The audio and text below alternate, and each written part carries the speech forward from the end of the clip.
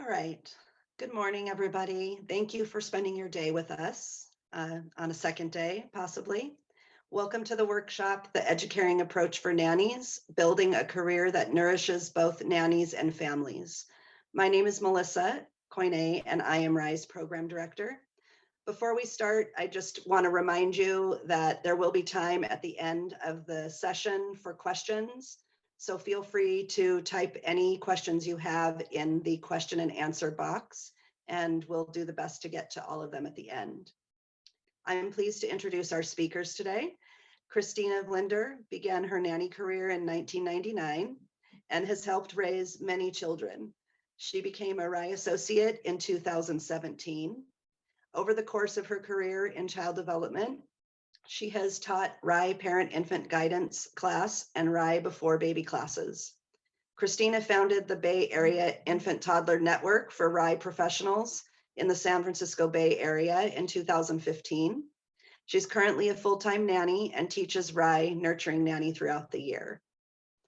Chris Ring is a RIE intern with more than 20 years of experience guiding and supporting families in raising their children.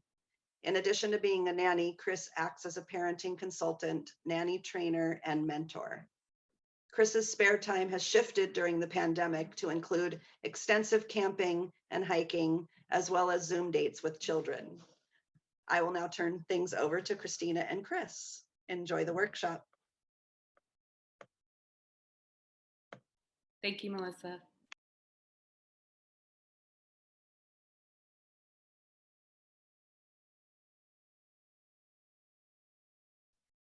You're both muted. There you go. I was muted, but now I'm not. I was just saying. To tell you were muted while I was muted.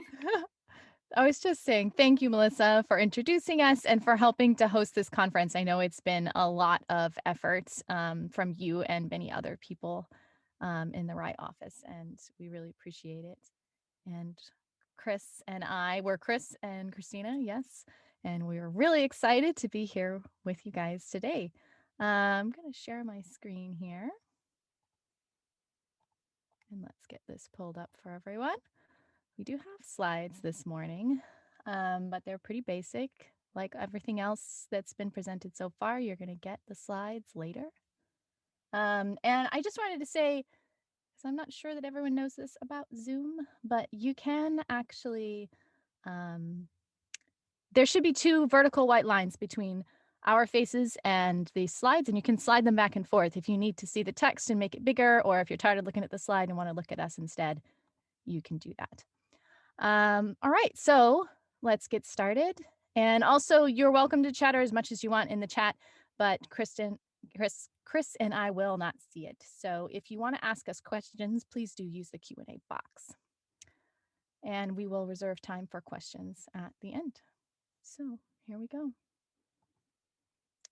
Melissa already introduced us, so we won't spend a super long amount of time here, but I would just like to start off by saying that most of my career has been as a nanny. I've taught a lot of RIE classes, but the bulk of my work on a day-to-day, week-to-week, hourly basis has been nanny work. So I'm really excited to share that experience with you, and in particular, share how the Educaring approach has helped me as an adult working with other adults in nanny professional relationships. And here you go, Chris. Yeah, I'll just add, we're both, as you might have understood, we're both broadcasting from California. Yeah. And I myself am on Ramaytush Ohlone occupied land in a town called La Honda.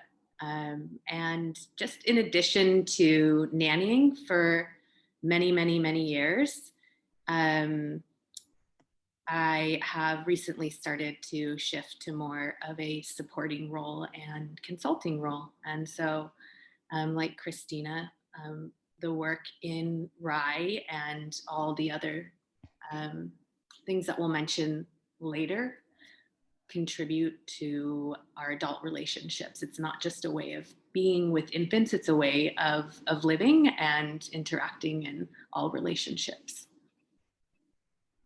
Yes, exactly. And I will say too that Chris and I have been mentoring nannies together. I teach the Nurturing Nannies course, and we've taught career workshops specifically for nannies, and we'll be bringing a little bit of that to you guys here today. But if you've taken those courses, you should know this will also be new material. So let's get started here. If you guys attended Alex's presentation yesterday, you're going to see some similarities in structure in that we're talking about how these principles that throughout the rest of this conference you've seen how do they apply to children. We're talking about how they apply to adults. But in her context, she was talking about people working in childcare, in group childcare settings, family childcare, and center-based care. And we're going to talk about how it applies on a really one-on-one basis between nannies and parents. And so I have 2 slides here of the principles, but we're going to do each one at a time. So don't worry that we're just going right on through them here. So here's the other half of our 7 RIE principles. Oh, and I wanted to say as well that I think you are not all nannies. And many of you attending today are parents, or maybe you do work in childcare.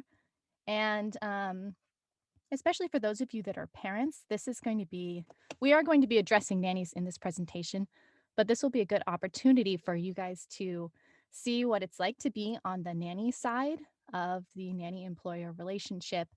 And as we go through, you can imagine what it would be like to be treated in this way by your nanny and how you would reciprocate in your half of this professional relationship. All right, so here's our first principle, which Chris is going to lead us with.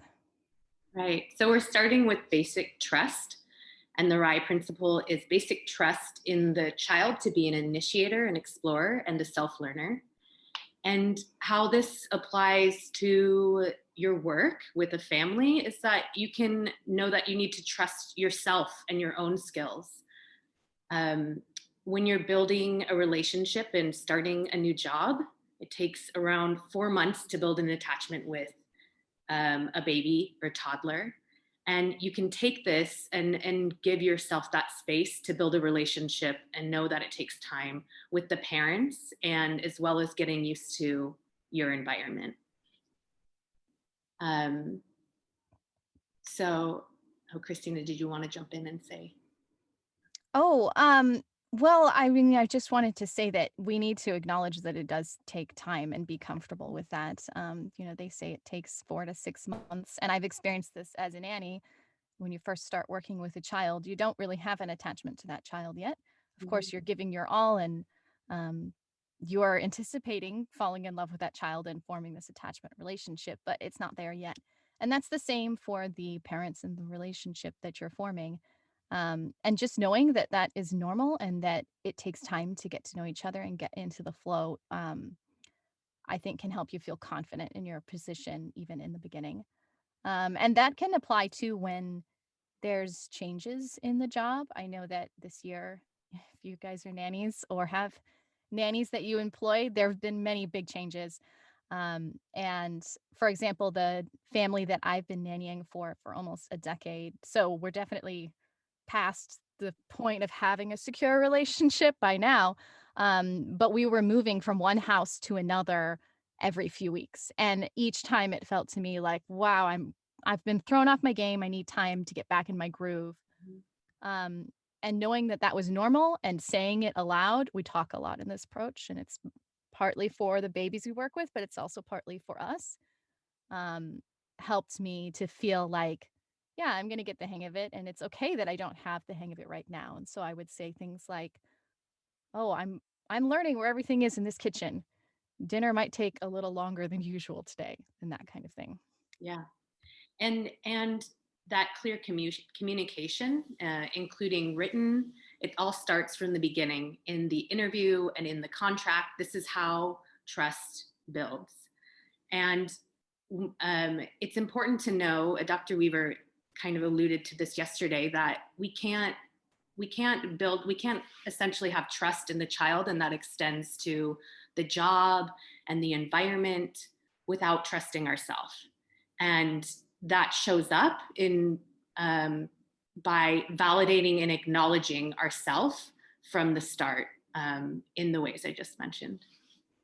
Right. And I'll say too, just because we have this hot key term contract on this slide, we're not going to go into the details of like what makes a nanny contract today, just because that in and of itself would take us a few hours. But I will say that we as nannies both have contracts all the time, and I hope that you guys do too. And if you're not sure how to build one, there's a website called the Nanny Council where you can download one for free. You have to give them your email, but it's totally worth it. For one thing, they don't spam you, but also the contract that they have has detailed explanations for which things are the law and have to be done a certain way. For example, being paid over the table in the United States is the law for nannies, that you are an employee. And then which things are not the law, but parents should consider doing it to help maintain good relationships with their nannies. And then which things are kind of industry standards. And it's a great tool for educating parents about what it means to have a nanny. Right. And so that's one way that we start with like this written foundation from the very beginning. And that is really the foundation of trust and knowing what to expect, which we're going to talk about more in the next slide as well. And I will also say that, if you make changes, whether it's to your benefits or to your day-to-day schedule, I always send emails, writing down what happened, documenting what we agreed would change. My nanny families love to talk to me about these things in person and say, oh, could you work until 5 on Fridays from now on, instead of until 6 or whatever it is. And I just make sure that we have that written down as well so that I can reference it and they can reference it later. And so that there's like a physical representation of what we're talking about. And that's part of the way I feel trust that things will happen the way I expect.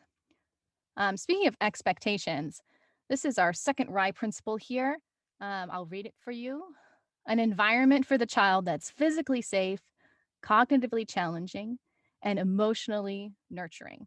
So this is one of the RIE principles that like packs a whole bunch into one space.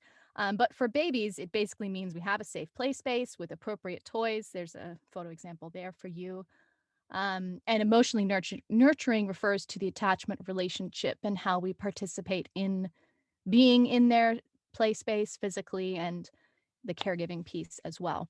So with how do we apply this principle to adults? To me, it's about setting expectations from the beginning. So part of that is the written contract and things we were talking about a minute ago. And part of it is just having a professional approach to your career and your relationship from the first day, from the first interview, from the first email contact with the parents. I send a formal email. I don't just send a, hey, I'm interested, text me, one line email or something like that. I write a cover letter and I attach my resume. And when I go see the families, I have my resume printed and I hand them a business card and all that typical interview stuff that people always remember for other kinds of corporate jobs needs to apply to your nanny career as well, because it is a career. You're not a babysitter. If you were, you wouldn't be attending this conference. You take your job seriously, and we need to help parents see that it is a serious job as well. And we set those expectations from the very beginning. And then there's a few other expectations that we set from the beginning. For example, communicating about which parts of the house, this is so important during COVID, which parts of the house are for the parent to work in and which parts of the house are for the child to play in. And, if the parent's bedroom is if that's their private space, then that's something I want to know. While I've worked with families that the parent's bedroom was also where they expected me to lie down while the baby was taking a nap or something like that. So it varies from family to family. We need to know what their expectations are and also, which times they're expecting to be with the child and which times they're expecting to have alone. Right. And negotiations and agreements around this are imperative. for example, during COVID times, there's a lot of parents working from home. And so there needs to be an open dialogue as to what this looks like. A part of that is empowering the parents to set those limits, because we only have so much control over how those limits work and can enforce them if we're doing them alone. Um, and also setting up times when the parents can connect, if the boundaries tend to blur. So letting a parent know that you need the support in order to respect their workspace and to have that be continually uninterrupted, that the limits need to be verbal and they need to be physical. So what kind of language, what do you tell the child if they happen to go and disturb the space, and how can you physically make that boundary clear to the child? And in addition to having the space around the agreements, I really encourage you to have your own space to go to, whether it's just a designated place to put your belongings or food in the fridge. That these might seem like small things, but it allows us to take up space in the job. And if we're not, and we don't have that designated space or understanding of how to be in the space and how to be comfortable in, or where, like how we can be at ease in the environment, then we might be small in other aspects of the relationship, which ultimately affects us in our interpersonal relationships with the parents and doesn't allow us to be the confident leader that the child needs. We need to model also that it's okay to take up space, and even if it's in these very seemingly small ways. Right. So the literal taking up of space translates into the metaphorical taking up of space in the relationship. I always love the way you explain that, Chris. And I'll say that, this is something parents, those of you who are listening, can do for your nannies to help them feel like they're actually really welcome in your home. I've worked in homes where I always ask this on the first day. I have my bag. I have always like a big backpack, and I commute, and I have like in the Bay Area, you always have like jackets and mittens and hats and whatever. And I ask, where can I put my things?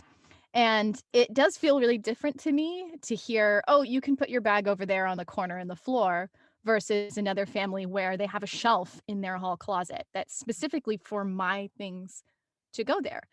And knowing that I can get to my things easily, and also that they won't be disturbed by the child. And it does help me feel like, I am a part of the family in the professional sense. And we're going to talk more about that in a little while, about the difference between being part of the family and being a nanny, because they're not quite the same.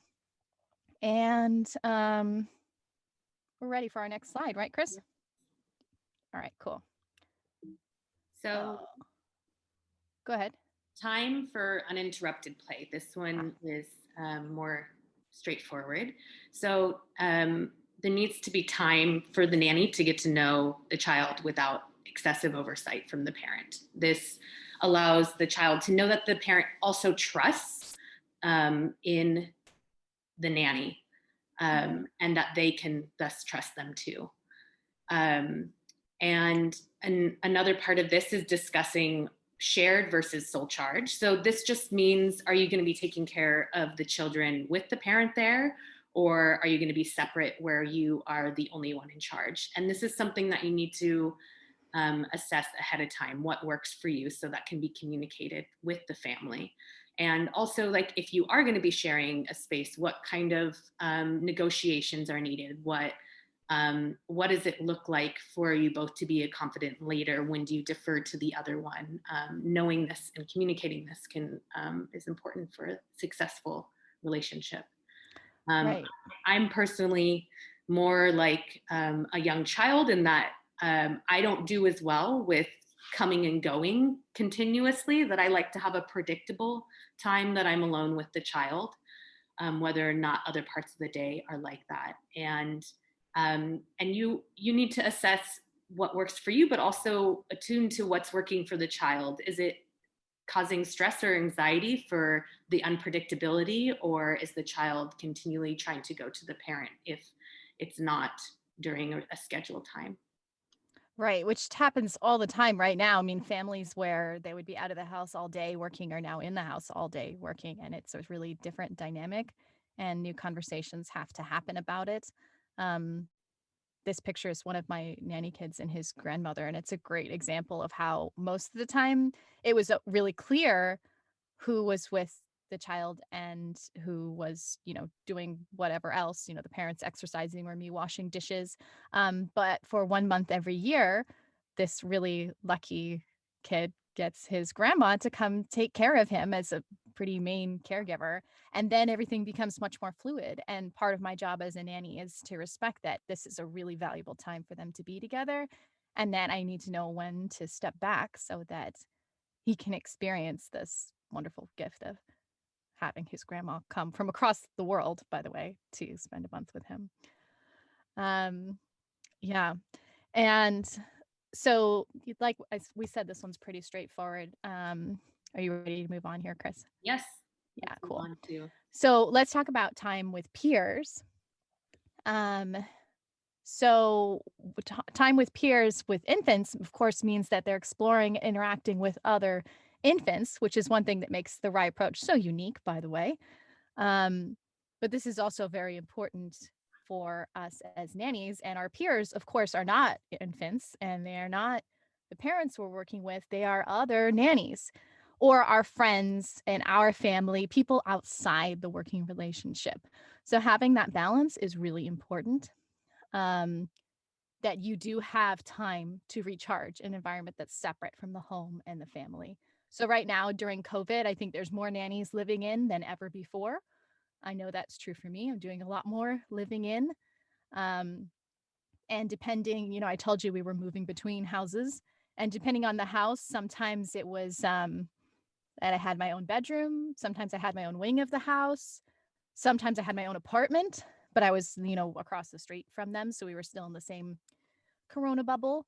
Um, and then there's a situation coming up where they were proposing that I share a room. And I had to let them know that that would make it hard for me to give them the hours that they wanted because it would not be sustainable, because I would not be able to step away and recharge. Mhm. Um, and they rethought their position very quickly, um, because they value me and they understand that, it is part of creating that balance. So, and Chris, I know you had a lot of experience with this as well. You've done, I think, even more living in than I have. Yes. Yeah.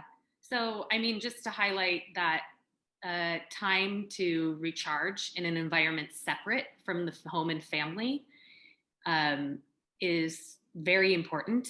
And that the in addition to having that separation, it's important that the time outside is not consumed or centered all encompassing around the job, because then it's continuing like you're working the whole time. So this might look like connecting to other nannies on Facebook groups, or if your family has other friends who have nannies, that can be very supportive because it's can be culturally similar, and intimately relatable. And I would offer that um, to examine kind of what what these relationships are bringing. Are they bringing maybe a little bit of empathy and then also invigorating you in the job? Do they um, inspire you? And are you learning from them? Or is it serving kind of what I talked about before? Is it serving as a continuation of the job? Yeah. And other ways to get support or time away from the job is to look at, like, who can you find as mentors, and in addition, what kind of professional development opportunities can you connect to make to develop relationships with peers that will support ultimately the work that you're doing and yourself. Yeah, exactly. And I want to add in too, well, first of all, that this time with peers, you really have to think. Some of this comes from when you first start setting up the job and deciding which hours is it going to be, what are we going to write in the contract, what's the schedule, and keeping in mind that you really can't do your best work if you're working all week, that you need to have time where you're not being a nanny at all. Um, and Also that, oh darn, I lost my train of thought. But let's talk about continuing education a little bit, at least. That this is one example. You guys are all here at this conference getting your education. And most of that, I mean, some of it is learning new things, but a lot of it for me, coming to conferences like this and trainings is just getting inspired and feeling like, you've got your mojo back and you have the energy to go back to this job where you're patient with toddlers all day long. And you put your own needs to the side to make that happen. I'll just add in just real quick is that when I was acting as a private educator early on in COVID, that I would, and living in with the family, that I would think like, oh, maybe I don't need to get away from this, from the house this weekend. I don't really have anything planned. But as soon as I left the property, I felt myself, I don't know how best to describe it, but my body changed and my awareness changed outside of the environment. So having the different environment can. Yeah. And when you say get off the property, you mean the family's property. Yes. Not getting out of your own house. This is, that's a whole nother step. And I remembered what I wanted to highlight for you guys a second ago, which is that sometimes this, getting support from outside the family relationship is therapy. Therapists have therapists, and our work as nannies, we're not therapists. Hopefully we're not being called on to be therapists, but there are similarities. We're spending all of our day taking care of other people. We're taking care of the children in our lives, and we're taking care of the family as a whole. We're taking care of the parents too. And hopefully that's happening in a healthy way. But whether or not it is feeling healthy at a given moment, having a professional to talk to about the dynamics between you and the family, and maybe dynamics you see within the family that concern you, is part of the way that we stay whole and supported in these relationships in the long term. Mm-hmm. And also just how we might be possibly not accurately viewing the family from our own life experiences. Yeah. And the mentors can help you get perspective on that kind of thing too, to have someone you can ask, they asked me to do such and so.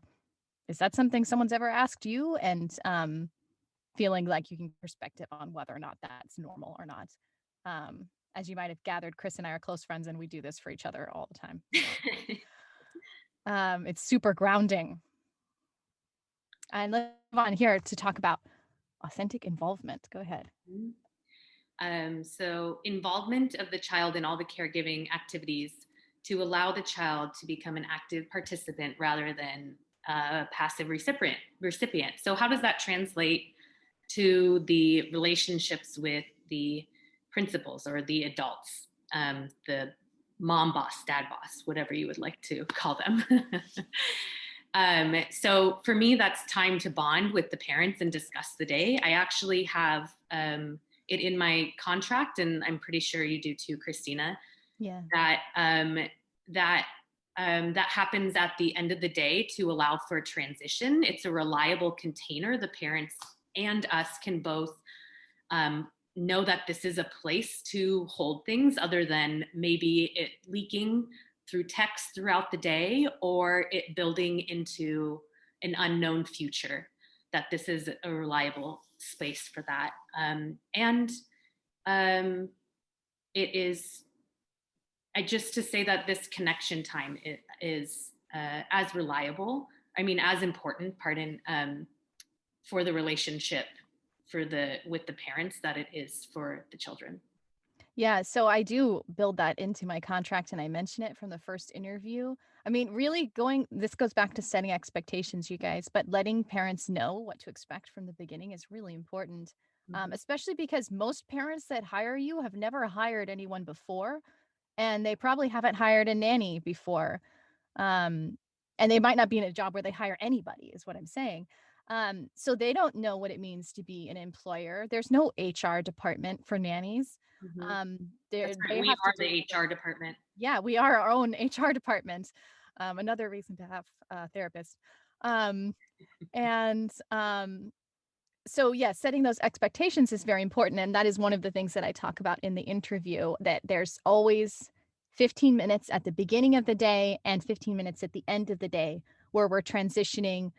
In most families from the parent to me and back, but with some families, I'm transitioning to another nanny if there's overlap between other nannies on the team. Mhm. Um, and during that time, we are just spending time together as adults with the child present, um, and talking about how the day went, how the child slept if it's the morning, excuse me, how play went throughout the day. Um, and I also use that time just on a practical note to do any last minute tidying. I really like to leave the job with the environment tidy so that I know the parents can then spend time with their child, usually at this point in the evening, instead of like washing dishes, for example. So often what that time of day will look like is, the parent and the baby are having a nice little snuggle, and then the child's getting down to play in their play area. And the parent and I are kind of chatting about the day while I finish washing up the bottles. And, it gives me time to do those things without taking away time from the baby, which with young babies, it can be a challenge to do those extra chores and things. But I still really want to help with them because I know it helps with the balance of the family as a whole. So that's another role for that 15-minute period there. Yeah, and you can use the time also, young children love to talk about the day, even Yes. verbally. And so using it as a special time that they can then see how it impacted or see the connections for the child and share with the adult as you're talking about the day with the child is Right. And for a young baby who can't yet talk about these things, that might be a time. Let's say I don't have dishes to do. Mhm. I'm still there at the house. The parent can't like go to the baby gym to exercise or like whatever it is that they might do after I leave. They can't start that till I leave.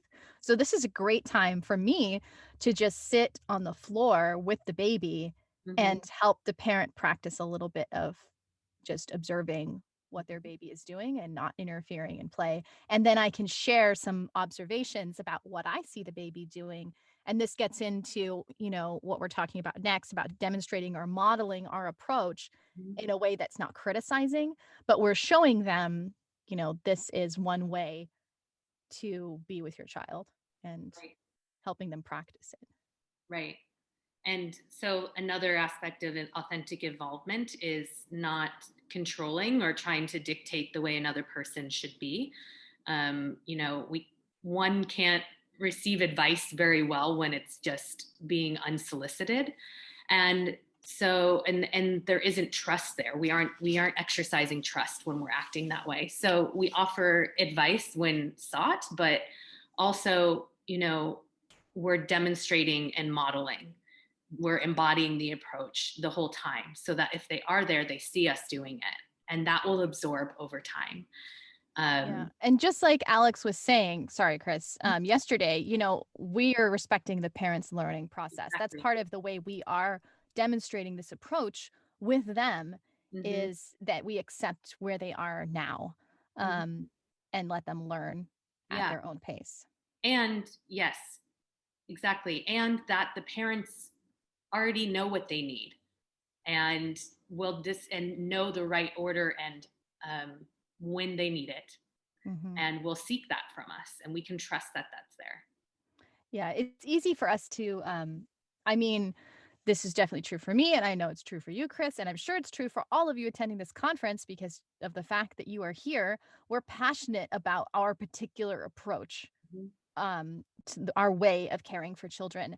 And sometimes, if we're a little newer to the work, or if we're just really tired, or if we're seeing something we don't usually see, it can be easy to feel really judgmental of parents doing something differently than we would do. But having that mindset really does not help you to have joy in your job. And if we instead look for um, what the parents are doing that we do appreciate and focus on that instead of focusing on, oh, you know, she tickles the baby and I would never tickle a baby because that's not right. Um, you know, if that's what we focus on, then we're really not doing our best work with that family. And Christina, you do, you connect with families in other ways outside of the 15 minutes, right? With Yeah, that's right. Well, I mean, um, it's dependent on the family. The 15 minutes is a minimum. And I do so, for example, with this family that I've been with for a decade, from the very beginning, there was what we called shared charge, meaning that the parents were in the home while I was there taking care of the baby because they didn't want me just when they were at work. They also wanted me there so that they could spend time with each other, so that they could eat dinner without holding the crying baby, and so they could go exercise and feel like they had a healthy, well rounded life. Um, so there were always opportunities for us to be around each other. And of course, since the pandemic, we've been around each other a lot more than ever before, which was a little bit of an adjustment for us all. But we have adjusted. And one way that that shows up in this particular family is that there's family meals. I cook for this family, and then we all eat together. And that's a great way to just like casually share about the day and let the child answer questions like, how was school today? And then I leave space for the child to answer. And as often happens, he's more interested in his food than he's talking. And so then at that point, I would say, you know, Zach told me on our walk home from school that he did such and so. Um, and just having that opportunity to share family meals with them has felt really special and has definitely helped us all feel like we're part of a team. Um, Not all families have that opportunity for nannies, either because it doesn't fit into the schedule. Um, or Families who are on a tighter budget are less likely to, you know, pay you for time when they could theoretically be watching the child. Um, and some families feel like they want their family meal to be just them without the nanny. Um, I like to have at least sometimes where we all eat together because I think it helps me feel like I am a member of the team and not a servant. But it depends on the family and the way that, you know, those dynamics play out. How about you, Kristen? Have you had family meals with the families you've worked with? so Christina and I have worked for very different families. Um, the and I'll just say that that's not like it's a very very different relationship in a staffed house, I think, than it is in an unstaffed one. Can you clarify what that means for people that don't know what's Yeah, so there are multiple people working in the home or in an office next to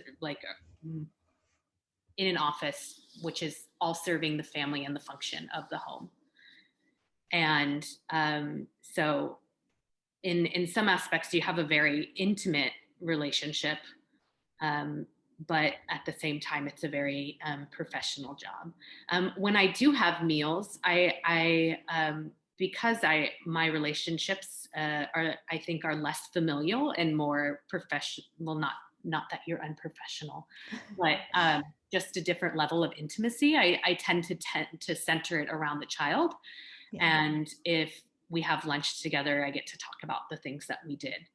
Mhm. And or modeling them again how I might eat and make a calm and joyful eating presence for the child's own relationship to food and family at the dinner table and Yes. ritual and structure. And I will say that the thing that our relationships with our nanny families have in common is our authenticity in the relationship. Whether it looks like you're a really close member of a team or whether you have more of the side of the distant professionalism, depending on what the family is looking for. Either way, we are participating as authentically as we can. And part of that is knowing that even parents who don't have a lot of hours with their child are still experts in their child. And we as nannies have to respect that and authentically consider their opinions because they might know something that we don't. Mhm. We know some things that the parent doesn't, probably because we're really experienced, educated nannies, taken a lot of trainings, but that doesn't mean that we know everything about this child. So we need to authentically consider the parents' opinions. And I'll add for older children, and just a little side note, I don't ask them how their day was. They often don't like to answer that question for many reasons, which I totally honor. But we might talk about like Mountain of Joy and Valley of Challenge, or other things like that. Or just asking specific questions like, yeah, who did you sit with at lunch today is yes, way more effective exploratory. than Mhm. just saying, how was your day? Yes. Yeah. Okay. So sensitive. Oops. Yeah. Here, we can move to sensitive Observation. observation. Go ahead. So in babies, this principle is sensitive observation of the child in order to understand his or her needs. I think you guys all have a pretty good idea of what that means with babies, both during caregiving times and observing in a sensitive way during free play. But what does this mean with parents, with families? This is actually a really important principle that I try to keep in mind as I work with families. And this comes back to what we were talking about a little bit ago is that, first of all, we're meeting the parents where they are now, where they are at. And we're valuing, you have to start from a place of valuing what they're doing and noticing that the things they do, even if they're not something that you would do, is how they demonstrate love and concern for their child, either because of how they were raised or because of cultural overtones or things like this.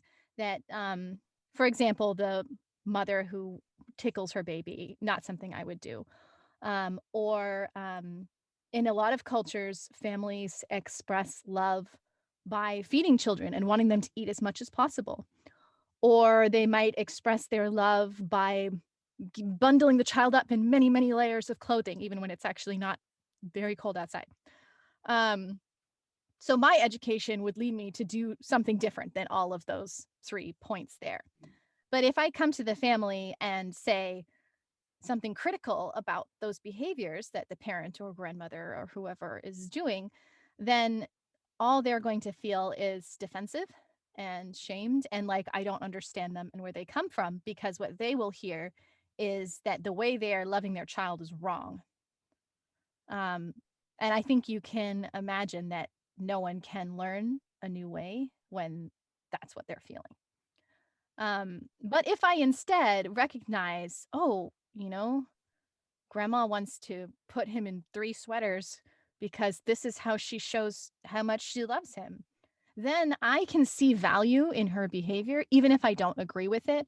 And I can feel empathy for her. Mhm. And that frees me from this tight, controlling feeling that won't help either of us. And instead lets me focus on demonstrating to grandma or mom or whoever it is how I show love to the child, and have faith that over time, um, that adult will absorb that and realize, oh, I can show love just by watching the baby play Mhm. instead of by shaking the rattle in the newborn's face, for example. And Go ahead. sorry. And just as we observe the child, we get to watch with curiosity to see what changes or what doesn't, or how the person learns over time just by watching them. Like, I wonder, get to notice, like, oh, they started doing this a little bit differently, or maybe they didn't at all, but we get to detach from it because that's not our responsibility, is to change who they are or how Yeah, they. we can get really lost in feeling like we have to make or work in perfect little rye families. Mhm. First of all, that concept does not exist. This approach is not about a set of rules that you have to follow or check boxes in order to be the perfect rye nanny or the perfect rye parent or raise the perfect rye baby. It's totally contrary to everything Magda Gerber taught. This sensitive observation principle is the answer to that mindset. That instead, what we're doing is looking when we're talking about a relationship with a baby, we're looking at what the baby needs and Mhm. addressing that. And it might be something slightly different from what the, other parts of the educaring approach say, Right. or other experts say. And that's exactly what we do with the family as well.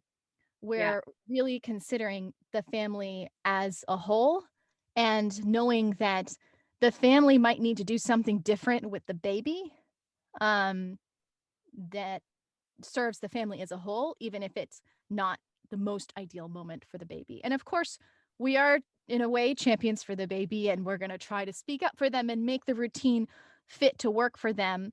But there's some things that are not our decision, and we need to respect that. And Mhm. also see, well, why does this family want to use a high chair instead of a low table? Mhm. Um, and see, is that really what's working better for the family as a whole? And if so, should I participate joyfully in their different way of doing it? Um, Yeah. Just to reiterate, so we yeah, just invite you to consider the family holistically and recognize that their needs might be different from our training, mhm, and really examine and observe what is affecting the family or isn't. We might do something different, but it might be serving them. And what is the long-term impact? And if it's not something that is an absolute bottom line for us, then we can observe instead and ground in where they are coming from, as Christina said. So yeah, whether it be sleeping practices or high mhm, chair feeding, is it working for the family, and are they attached to it? And like, what does it serve? Who is it serving, and what is it serving to bring these things up? yes. I'm glad you brought up Very sleeping because it. that's definitely one way that we often um, feel difference from families and Mhm. maybe even frustration because obviously the nanny's relationship with helping the baby to sleep can never be exactly the same as a breastfeeding parent's relationship with helping a baby to sleep, especially if that parent is nursing their baby to sleep or co-sleeping in the same bed. It can be easy to feel frustration Mhm. there. Yeah. But it's always better to just again look at the family as a whole and see, like, she's away from her baby all day long working. I can see why she wants to cuddle her baby all night. Hmm. um and again, that's comes to things that are really not our decision or our business. Yeah. um and then lastly, um actually, Chris, why don't you talk about this last point here? Yeah. So, Very well, I'll just positive add to that. consideration. It's Yeah, just okay. saying that, that you can offer that, if at any time, for example, with sleeping, it's no longer serving you, I'm here when you're ready. And that's ultimately your decision as to what that looks like. But I'm here if it starts to not serve you. Right. And Um, there's also ways that you can, change the way that you do sleep without changing the way the parent does sleep. while Uh, the baby is with you, or right, the baby exactly. toddler. Yeah. So something that I learned from one of my mentors, Lee Fernandez, in all the parent, infant, and parent toddler classes is um, to point the parents to what the child is doing, and always observe what you're noticing and sharing that with them, and orienting towards what the child is capable of doing and the possibilities of that child. And that is, I found invaluable in all my relationships with families over the years. Right. And it can totally be done in a really neutral and joyful way, not a judgmental way. And that brings you closer to the parents and helps the parent get closer to their child. Um, all right. I'm looking at our time here, and we have one more principle for you guys that is actually one of the most important ones. So let's give it its due time. Um, Take it away, Chris. Go ahead. Clearly define limits. So consistency and clearly define limits and expectations to develop discipline. Um, so for us, that means that knowing what our bottom lines are. This includes in a contract, it includes relationally what works for us and what is a hard no, and environmentally as well. Um, what are we willing to do and not to, what are we willing to do with the children, and what are no's for us around our time, around the scope of the job, and and being able to assess whether these differences are workable. Can it be that we have a conversation in the beginning, like, I see that you do it this way, and I'm completely honor that. And while I'm with the children, I might do it a little bit differently, and this is what it might look like. Would that work for you? Mm-hmm. And knowing what these things are ahead of time, because once we go into the job or our interviewing process, we can begin to romanticize or get into scarcity or all of these things. It's really important to have all these things brainstormed and written out ahead of time, so that when we might become, I call it, like, romantically involved with the job process, Yeah. and not be seeing things clearly, we can fall back on what these limits are. Because ultimately these limits, just like children, with these limits, they allow us to thrive and be the confident leader and capable leader within the position. If we aren't doing that, then it's going to hinder and might bring resentments, which will not be beneficial for anyone in the job Right. relationship. And this is definitely something that, I mean, the way this works out with Chris and me, for example, is when one of us is applying for a job, we both by now, after knowing each other for many years, kind of know what our bottom lines are. And we also do like reflective exercises where we write down, what do we really want from a job? And then we do the interview, and then we talk about with each other, how did that interview go? And if Chris is interviewing for a job, I might say, it sounds like they want XYZ, which you told me before is not your ideal. And then that gives either one of us an opportunity to consider, like, I wonder if I could make this job, if I could arrange it so that this job does offer me that, or I wonder if that's a sign that this job won't work for me in the long term. But that helps to counteract what you're calling the romanticism, and I often refer to as infatuation. Just the idea of getting a new job is really emotionally powerful, and meeting new babies can be really emotionally powerful. And it can be hard to remember all of the things that you need to be successful in a job in the moment, in the interview with the parents, which is another reason that I never commit to anything in particular. When I'm in person with the parents, I say, I can see how that might work out. I need to think about it and get back to you. And then I take time to think about it, not in that moment. And that helps me make a better decision. That's right.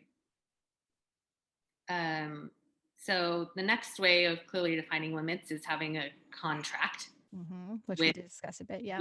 We discussed a little bit. Another thing that I don't think we brought up, but in my contract forever, in my contract, I have that, if responsibilities shift or if times change, such as COVID, we sit down and we talk about these, and we redefine what the limits are, and we get to negotiate. And it's like the interview process again, where they get to say what their needs are, I get to say what my needs are, and then we get to reflect about it and come up with a workable solution. Right. And that's exactly the kind of thing where we have that conversation in person, and then I send a written follow-up afterwards to make sure that we're really on the same page about this stuff. And that can apply, issues that arise, we have here on our slide, which could be things like that, like the circumstances change because there's a pandemic, or it might be an issue where there's a disagreement and you guys need to resolve it. But regardless, it really helps to remind yourself, like, you're a professional, you're not a member of this family, and to deal with the problem from that perspective. Yes. Yeah. And I know that I'm guessing that if I'm guessing you nannies have questions about this type of thing, define clearly these limits. So we are going to give time for you to ask those questions in just a moment here. Yeah. And get a little bit more specific. But before we do that, let's cover these last 2 points here. Kristen, go ahead if you like. Okay. So, we talked about addressing issues that arise in a professional way. When something starts to bother us or we notice it, then we separate time. We don't let the resentment or turn it into a resentment. That's our responsibility. That's our side of the street. And so we can set up a time to discuss it. Like, I noticed XYZ. I'm wondering if you have needs around that. Here's what I need, etc.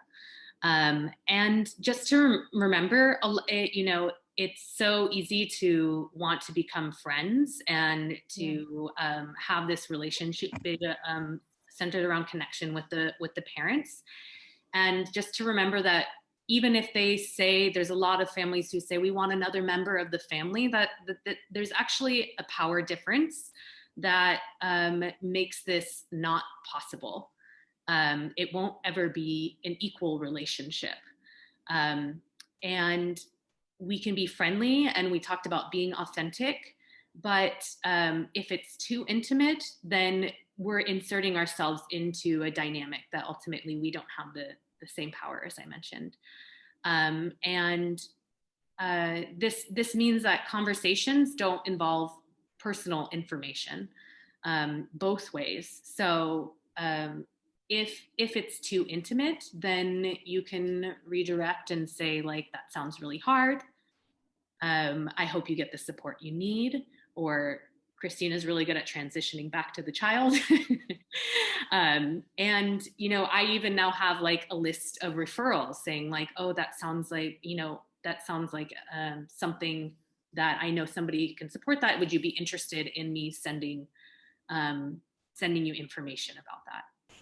Right. And during all those family meals or those 15-minute overlap times, we're really focusing on talking about the child. Like that's our, if you imagine a Venn diagram of two circles, we each have our own separate lives. And the thing that overlaps in the middle is the child. And all these other things should continue to stay separate. When a parent asks me, how was your weekend? I respond and I might say, I had a great weekend. I had dinner with my household. Or I might say it was a little hard. I had trouble falling asleep last night. But, this is like a 1 or 2 sentence view into the whole of my life. I don't go deep into my own problems or something like that. And by doing that, I hopefully am setting the stage for the parent to do the same. But if they are offering more, then those are 2 strategies that Chris and I use, which is directing things back to the child, or just, giving them an authentically empathetic, reflective response, but not necessarily encouraging the conversation to go in that way all the time. Because, like Chris said, we don't necessarily want to get inserted into their dynamics. So I think, is there anything else you wanted to cover, Chris, or can we go to questions? Oh, I wouldn't even tell him I had a bad night's sleep. I swam in the ocean. A borderline one. Yeah, I swam in the ocean. That's a great Nothing that would elicit any emotional labor on their part. Okay, you're totally right about that. To have an emotional response of any support. Yeah. All right. So let's take questions from you guys. I would love to hear. Melissa, I'm sure you have a list for us now. I do. And thank you so much for a great presentation. Oh, you're welcome. The first question is, during my RIE trainings, I learned about the Gentle Entry program, which I think is geared towards group care situations, but applicable to nannies as well. Where can I find more information about this? I don't know the specifics of the program you're talking about, but I'm gathering that you're talking about in childcare, where the parent comes with the child for an hour on the first day, and then they start to gradually separate. Chris, is that your understanding of the question as well? Yeah. Okay. So assuming that's what you're asking, I'm sorry that we can't actually dialogue with you about this. But assuming that's what you're asking, that's absolutely what we do when we start jobs as nannies. First of all, there's the interview, which the child is often present for, although not always. Sometimes there's one interview without the child and another with the child, depending on the family.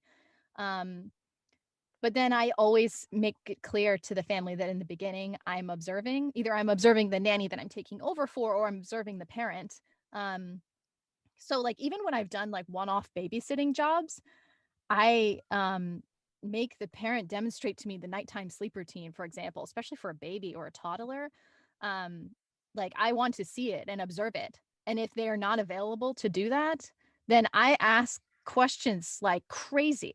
And, I write it all down to make sure that I know as much as possible. But really, the ideal would be to spend time with the family without you being totally in charge of the baby, and let the baby come to you instead of, being put in your arms and parent waves goodbye right from the beginning. That's something that most children under 3 cannot do well because their attachment relationship systems just don't allow them to do that well.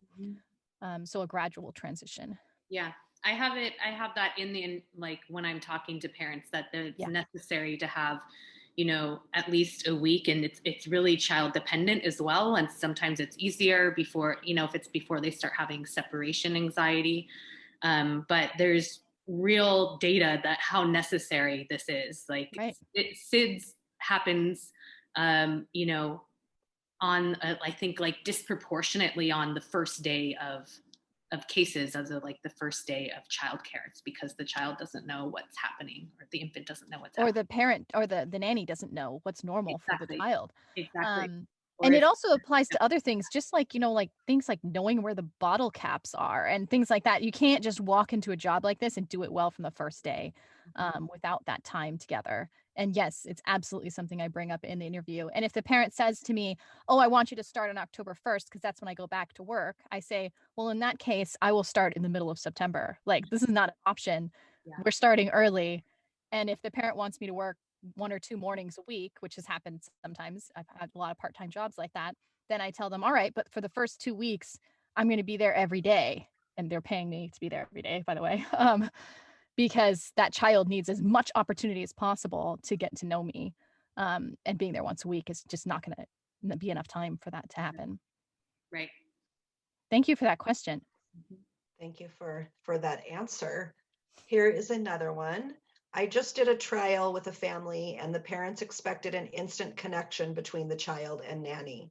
I didn't want to force it, but also I had limited amount of one-on-one time with the child. You kind of just addressed this, but how would you address that with the family if they weren't getting that gentle entry time? Right.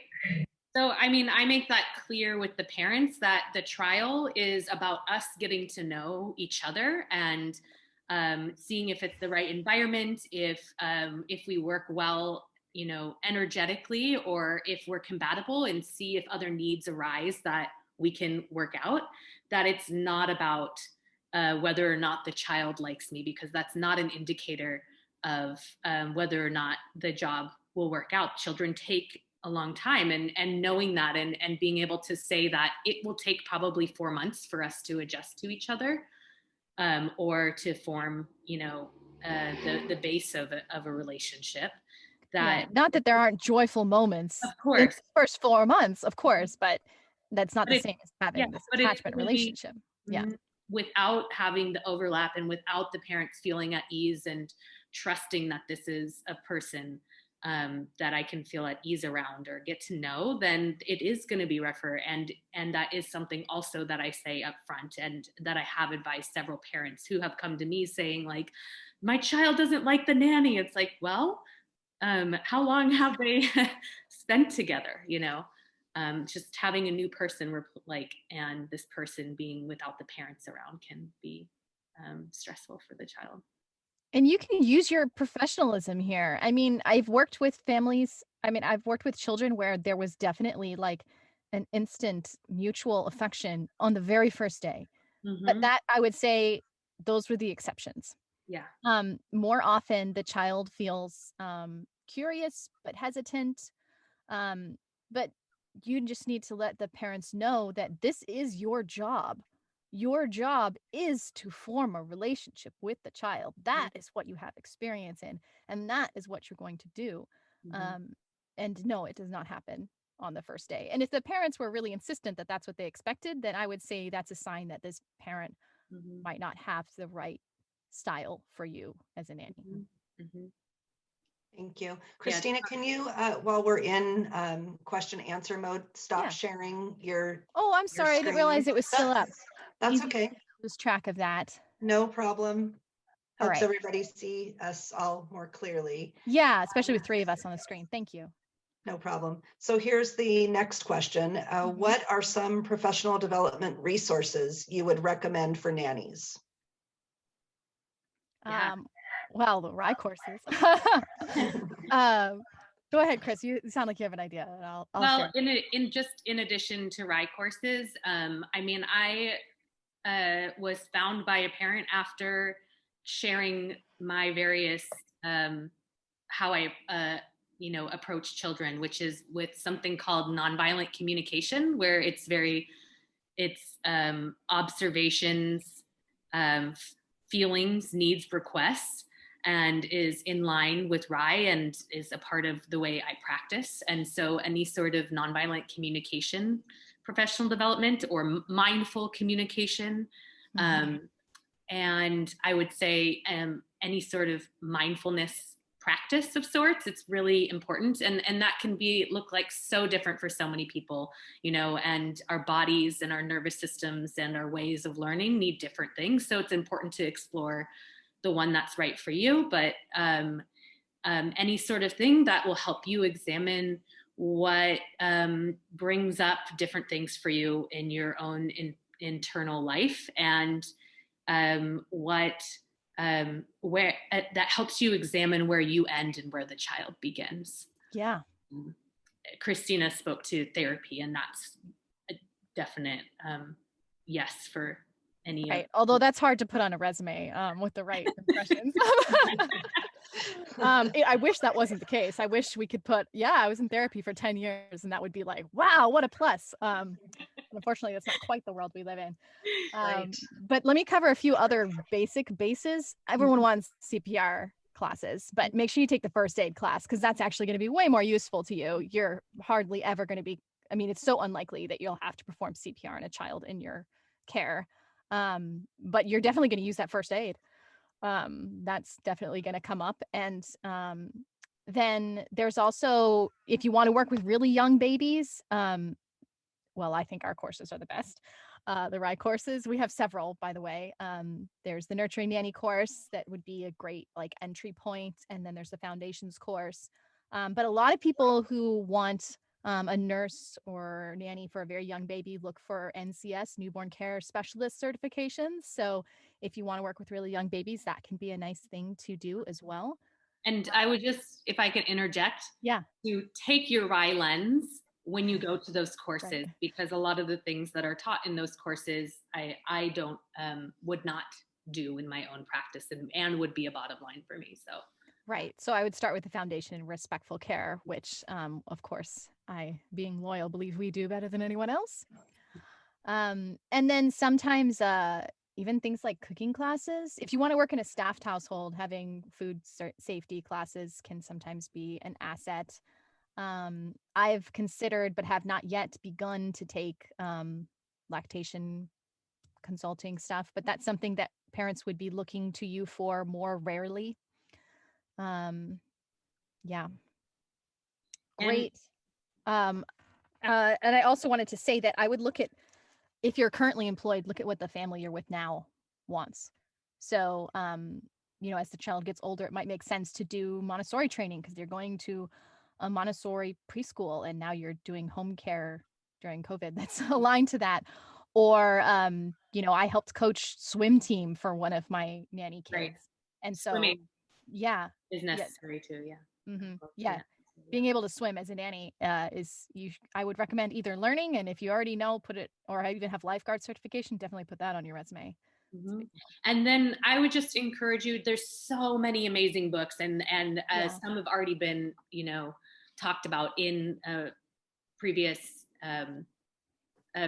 workshops or presentations to explore, there's blogs, there's podcasts, like 20-minute energizing ones that you can listen to that inspire and will continue to help you open your mind. And I also encourage you to look at ones from different cultural perspectives. There's amazing respectful podcasts from Black and Brown leaders in the parenting community that are really important for the work. Maybe you can share some links to that on the forum later. That would probably be something people would look at. Great, thank you.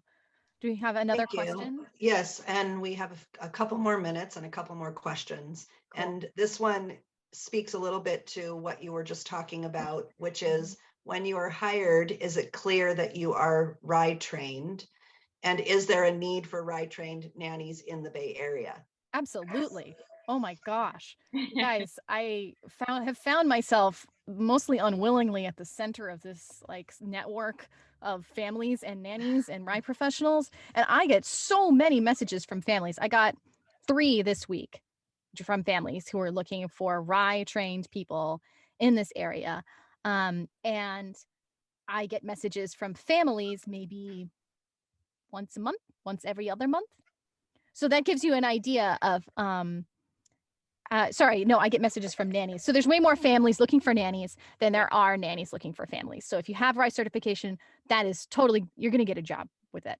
And you should totally make that the shining piece on your resume for that reason. And Sorry, go ahead.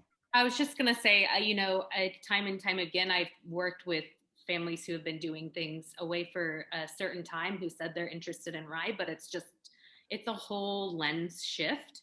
And so I do lead with that. And many might not know what RIE is per se. It's a, smaller focused population that are interested in that, but seeing and exploring like things that are foundational for me in the practice of RIE and how they approach those things to see if it's a match, that's absolutely a must for me in the interview process, determining whether or not I would work for a family. And I will say that it's unbalanced to the extent that most of the time when families come to me, I tell them you're not going to find someone with RIE training. You have to find someone who you like, and then you can train them afterwards. So if you already have the training, you're on a great head start there. Yeah. All right, let me try to sneak in this last question. Cool. Based on the time factor. If I understood it correctly, there are downsides for something I thought is good for the baby. So could you explain in a bit more detail what would be the downside of co-sleeping or nursing the baby to sleep? So co-sleeping, being in the same bed, is contrary to SIDS recommendations about what lowers the risk of sudden infant death syndrome. Currently, they recommend room sharing, meaning that you're on separate sleep surfaces. The baby is in a crib or a sidecar crib next to the parent's bed for the first 6 months. And after that, it doesn't necessarily show a risk reduction to be room sharing. So that might be the point where the baby moves to a different room. Although I have to say that this is all really subjective, and the parents getting enough sleep should be pretty paramount here, because that makes a huge difference in parenting. But so that would be the main reason. Yeah. So I saw a comment pop up saying sidecars, co-sleeping. I mean, it depends on how you would define the term. But bed sharing would be not something that the American Academy of Pediatrics recommends because of SIDS. And, the risk of overheating, the mattress being too soft, blankets getting tangled, baby falling off the bed, things like that. All right. Did you want to put up your last slide, Christina? I would like to do that. We just wanted to share with you guys here. There, is that up? Yes. Good. We just wanted to express our gratitude to you guys as nannies. Being here and being committed to improving your practice is amazing. You are doing wonderful things for families. You're bringing balance to them. I hope that you're sharing as much of your joy in the children as possible with the families. And in general, you're bringing them just so much security that they wouldn't have otherwise. The fact that they can go to work and know that their precious baby is safe with you is amazing. And by the way that you work and the way that you're respectful with children, you're changing their lives and you're making a better world for everybody. So we really salute you for that. Yes. And I'd just like to add, I view this work as a form of activism. Yes. And I believe that activism starts in the home, and that each and every one of you are change makers and are imperative to a different future for this world. Thank you so much. You're welcome. Have a great day, everybody. Thank you.